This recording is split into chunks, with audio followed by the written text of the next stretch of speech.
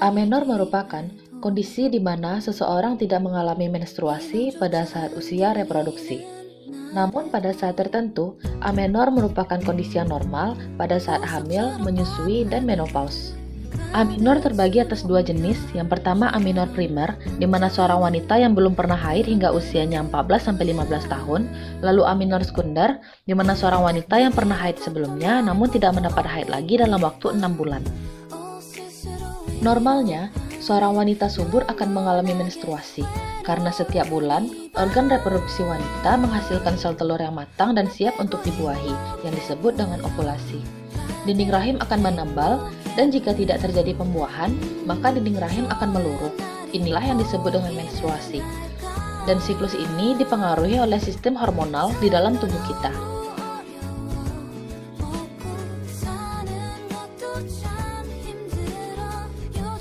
Amenor dapat disebabkan oleh adanya kelainan pada organ reproduksi wanita atau kelainan pada sistem hormonal tubuh. Hal yang dapat menyebabkan amenor antara lain kehamilan, malnutrisi atau kurang gizi, gangguan hormonal, genetik, tumor pada kelenjar pituitari, hipotiroid, dan penggunaan obat-obatan tertentu. Untuk mencegah terjadinya amenor, hal yang dapat dilakukan yaitu makan makanan yang bergizi dan olahraga yang teratur.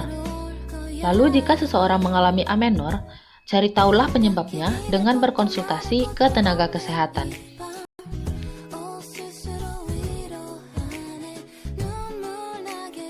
Nyeri haid atau dismenor merupakan kram otot yang menyakitkan di perut bawah yang kadang menjalar ke punggung atau paha.